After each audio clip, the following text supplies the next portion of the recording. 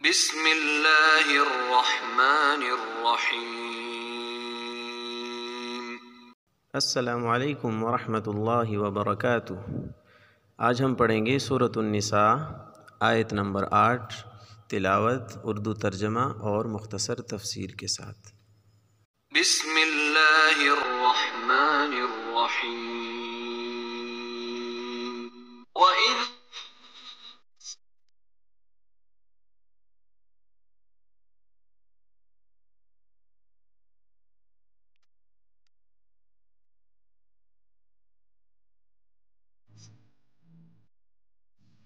معزز سامعین،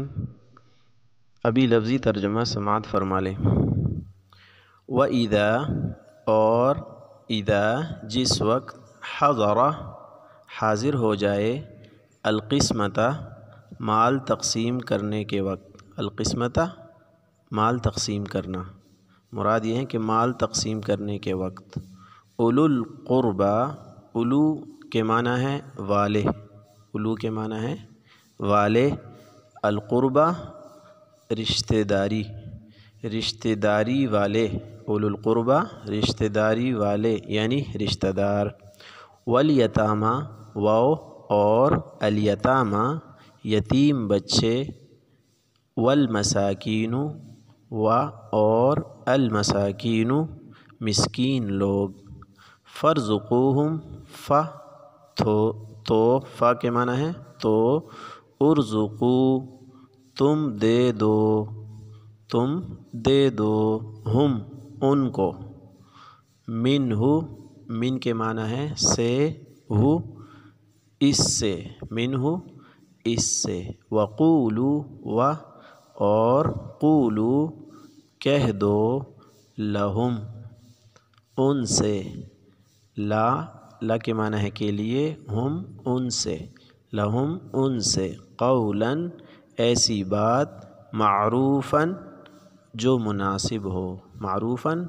مناسب۔ بامحاورہ ترجمہ یوں ہوگا، اور جب میراث کی تقسیم کے وقت غیر وارث رشتہ دار، یتیم اور مسکین لوگ آ جائیں تو ان کو بھی اس میں سے کچھ دے دو اور ان سے مناسب انداز میں بات کرو۔ اس سے پچھلی آیت کے اندر اللہ تعالیٰ نے میراث کی تقسیم کے متعلق یہ حکم ذکر کیا تھا کہ میراث کے جو حقدار مرد ہیں ان کو بھی حصہ ملے گا اور جو حقدار عورتیں ہیں ان کو بھی حصہ ملے گا، کسی کو محروم کرنا یہ جائز نہیں ہے۔ اس آیت کے اندر اللہ تعالیٰ نے اس بات کو ذکر کیا ہے کہ جس وقت میراث تقسیم ہو رہی ہو تو اس وقت کچھ تو حقدار لوگ ہوتے ہیں جن کا میراث میں حصہ بنتا ہے شرعی طور پر، اور کچھ ایسے ہوتے ہیں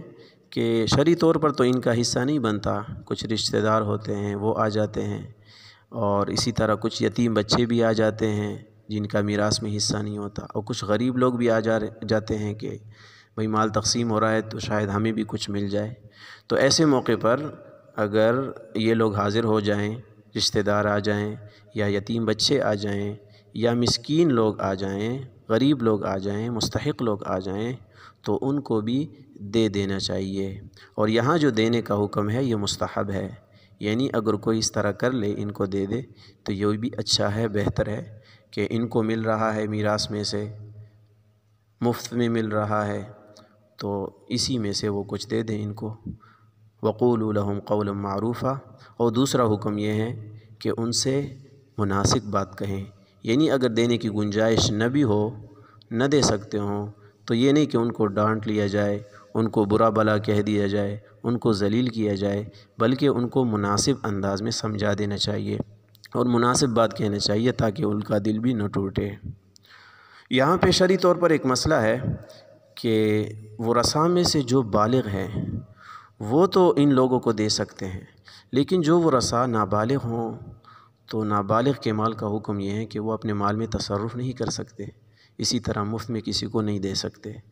تو ان کے لیے دینا یہ تو جائز نہیں ہوگا اس طرح کے لوگوں کو، لیکن جو بالغ ہیں اور وہ اپنی دلی خوشی سے ان کو دینا چاہے تو دے سکتے ہیں۔ خلاصہ یہی ہوا کہ میراث تقسیم ہونے کے وقت ورثاء کو تو ملے گا ہی،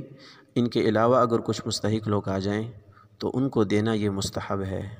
اور وہی دے سکتے ہیں جو بالغ ہو، نابالغ نہیں دے سکتے۔ اور اگر دینے کی گنجائش نہ ہو تو ایسی صورت میں مناسب بات کہہ کے ان کو رخصت کر دینا چاہیے، ان کو ذلیل کرنا یہ بالکل درست نہیں ہے۔ وآخر دعوانا ان الحمد للہ رب العالمین۔ السلام علیکم ورحمۃ اللہ وبرکاتہ۔